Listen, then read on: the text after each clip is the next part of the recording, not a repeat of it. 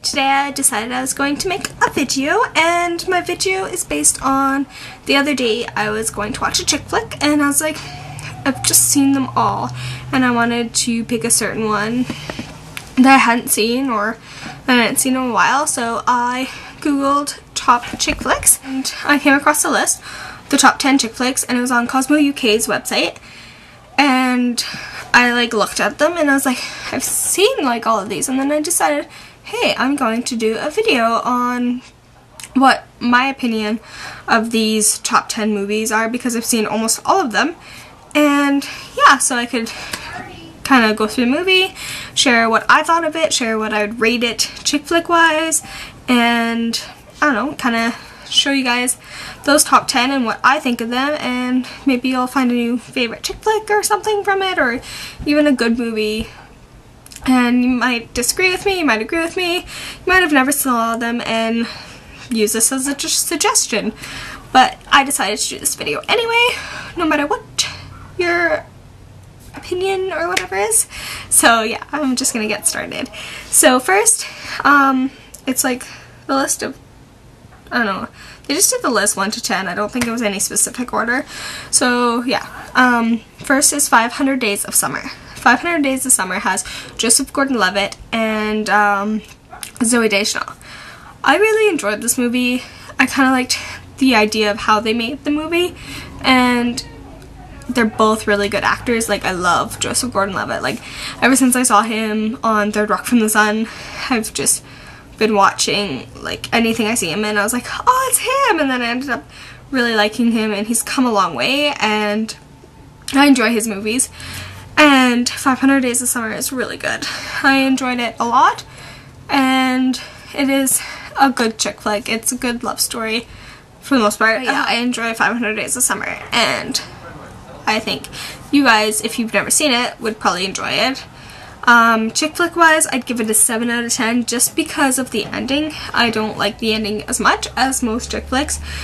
It's not your typical boy gets girl, they live happily ever after, expected ending. It's different than that. I like that aspect, but I don't like the way they ended it type thing. So yeah, that is 500 Days of Summer. Next is Mean Girls. So, come on, Mean Girls, typical chick flick. Every girl, especially teenagers, Mean Girls is your life. I saw Mean Girls in theater when it came out. Yes, it was in middle school. So you've got your typical Mean Girl situation, you've got the popular chicks, you've got each little individual cliques, which is high school. You know, you've got your cliques. That's what high school is all about, guys. Seriously. High school, a hard time for girls, especially just because girls are the meanest people. Girls are meaner than guys. Guys, they fight it out. Girls are bitches. That's just it. You can't sugarcoat that one. Mean Girls is a pretty good way of summing up what high school is like. I've seen it all. Everything that's happened. Girl wants the other girl's guy. Girl's a petty little cow, and she's gonna make your life miserable. She's gonna lie to you. Popular girls set the trends. It's just, I personally didn't have a good high school experience. I actually dropped out for a little bit. I went back, I finished high school, no big deal. But point is, high school, especially every year, every generation, I feel it's harder and harder. My mom, it wasn't as catty when she was in school, and then me, it got bad. I dropped out of school in grade 11 for a semester. I went back next year, finished. I was a semester behind, so I had one more semester of school, but I finished. And then my sister, she's in school, she's 18 now. She dropped out of school when she was 16. Yeah, she's a statistic. She was 16 and pregnant. She has a 1-year-old son now. Love him to pieces. He was actually planned, which is a little bit different than most teenagers. But high school is so hard for her. She got, her drama was a lot worse than mine. She still has drama right now. She just broke up with a boyfriend because a girl in another town is just all over her. But I'm totally off topic. Anyways, high school, Mean Girls, nailed it. It's typical chick flick. It's a good movie, and chick flick wise, 10 out of 10, definitely.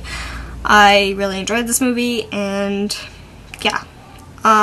Next, my favorite, as I get goosebumps. So, Breakfast at Tiffany's. I personally love this movie.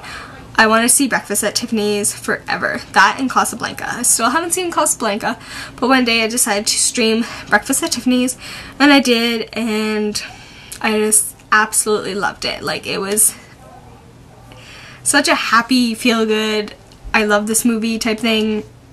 Actors were good, and like for an older movie, like I hate old movies, especially if they're black and white, which is weird because I want to see Casablanca, but Breakfast at Tiffany's is just, it's magical in a girl sense, and it's totally speaks to me and who I am, and it's just, I love this movie, and I give it a 10 out of 10 as well.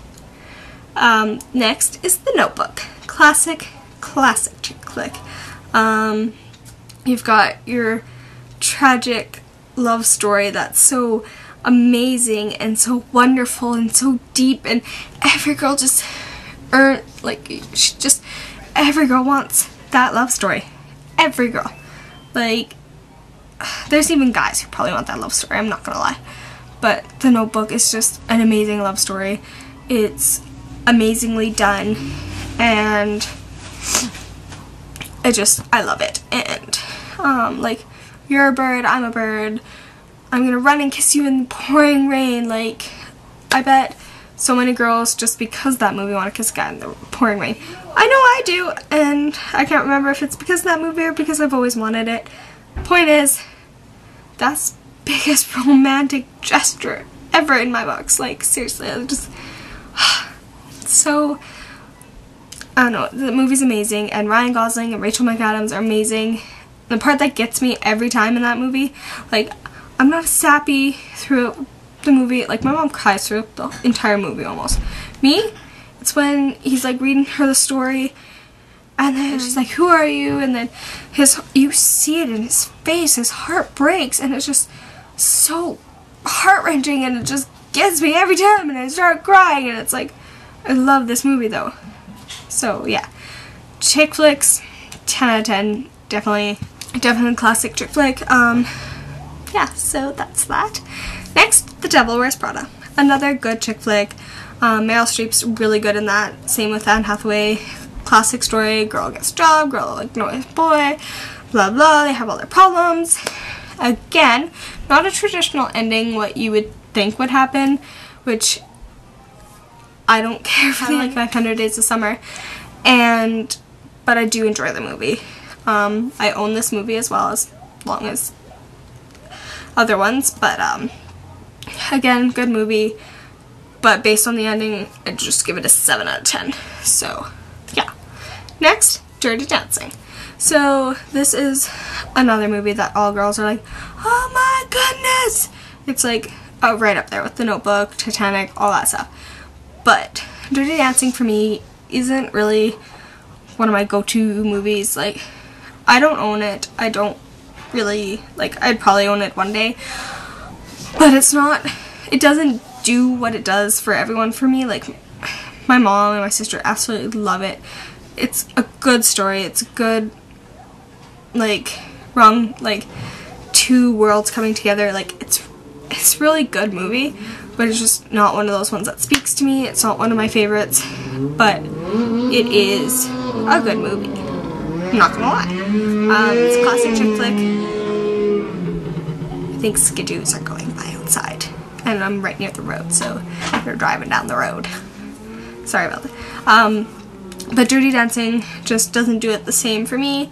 I'll probably rate it a 7 out of 10 because it does have a good story all the way through. I even like the end, but it's just not one of my favorite movies, so I'll put it down to 7. Because I don't want to give it a lower mark, because it's a good movie, and I bet you will like it, because you probably don't have the same taste as me. Next, I don't get why this is a chick flick. I'm not gonna lie. It's the Goonies. Okay, I saw this when I was little. I don't remember it at all. But how's the Goonies a chick flick? I don't know. I think I'm gonna watch it again and be like, what the frick? Like, why is this a chick flick? And like, I'm just kind of like whispering to you guys, like, what's going on here? But yeah, I don't know why the Goonies is a chick flick. I can't really give you a review on it because I saw it so long ago, like so long ago. Like probably when I was a little girl. So I don't really remember. And I don't understand why it's a chick flick. Like, I googled the Goonies and I'm like, why is this a chick flick? But anyway, go watch it. Who knows? You might love it. You might think it's the most amazing chick flick ever. You might not. I'm gonna watch it just to say I did again. But yeah. Next, another classic, Grease. So, Grease, musical, chick flick, romance, like, just, I don't know, it has good music, it has a good story, it has a good love connection. Like, a lot of people think it's cheesy, but I enjoy it. I have got Grease music, yes I do. I even like Grease too, so poo on you.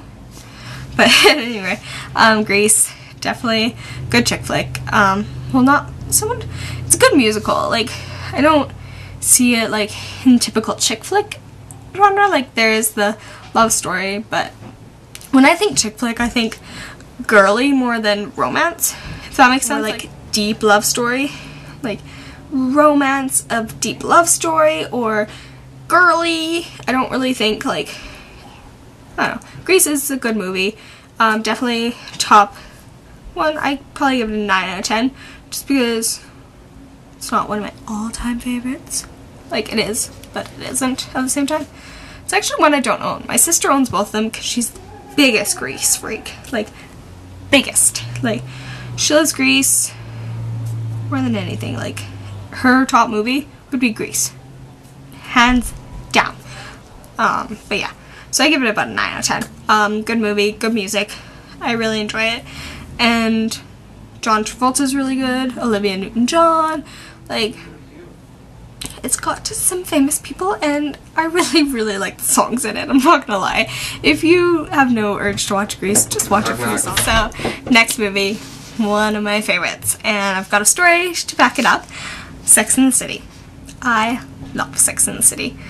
So, the show, I never once had the urge to watch it. Ever. I was like, Sex and the City, are you kidding me? Like, why would I watch this crap? Then the first movie came out. I'm like, seriously? They came out with a movie? And then a girl I was working with, she's like, oh, let's go to the movie! And went with her and 2 guys, and we went and watched Sex and the City. And I was like, seriously? What the frick? I don't want to go watch Sex and the City. But, who says no to hanging out? So I went, and we went and saw Sex and the City, and after I saw Sex and the City, I was like, this is amazing. I love this movie, and like, I don't know, like, classic chick flick. Like, Sex and the City is classic chick flick. It's like, boy meets girl, their tragic love story, they finally get together, like, it's just, I love this movie, I love the show, and like, my favorite part of the movie, well, like, not my favorite part, but the heart-wrenching part, is when she's leaving because he didn't show up, and then he gets out of the car and he's like, wait, stop, and then she goes and hits him with the flowers, and she's like, I knew it, and I was like, I bawl. Like, it's so powerful, like, it brings the message across so much, and it's really good. So after I saw the movie in theater, I went and took my mom to see it at the drive-in because I loved it so much. I'm like, you have to see this, like, it's awesome. And then I started watching it on Cosmo TV, like, the seasons. Then I bought seasons. I have the complete series. I have Sex and the City 1 and 2, and it's top 10, like, the show, the movies, everything. I give it a 10, and I'm actually excited to watch the Carrie Diaries, which is coming out this month, and yeah, it's pretty exciting. I actually have the Carrie Diaries book. I haven't started reading it, but yeah. So 10 out of 10. Okay, and everyone, the last video on my list, well, Cosmo's list, was When Harry Met Sally. So I have not seen When Harry Met Sally, but I, like, went to the Cosmo page where it has all the lists, and I'm just going to read to you what they say about When Harry Met Sally. So it says, nothing beats When Harry Met Sally. It's a laugh out loud, funny, and so real to life. What's right with it? The fabulous cast, that famous deli scene, and the fact that it gives hope to all single women out there. Maybe they've already met the one, and they just don't know it yet. Meg Ryan is the queen of the chick flick for a reason. This film shows you exactly why. So, queen of chick flick, it's based on what I've heard about it and how popular it is, and after reading that whole little write-up there, I'd say When Harry Met Sally is probably something you should watch. I'm actually going to watch it. It's kind of ironic. I read this the other day, like about 5 days ago or something like that, and then I was like, and I was watching TV, and it was on TV, and I was like, but it was already started, and I don't like watching a movie that's half over or 20 minutes in or something, because I don't want to miss anything. If I watch a movie, I want to watch it from the beginning. Unless I've already seen it, I don't mind coming in halfway through or something like that. But yeah, so that is my take on my opinions and stuff about Cosmo's top 10 chick flicks.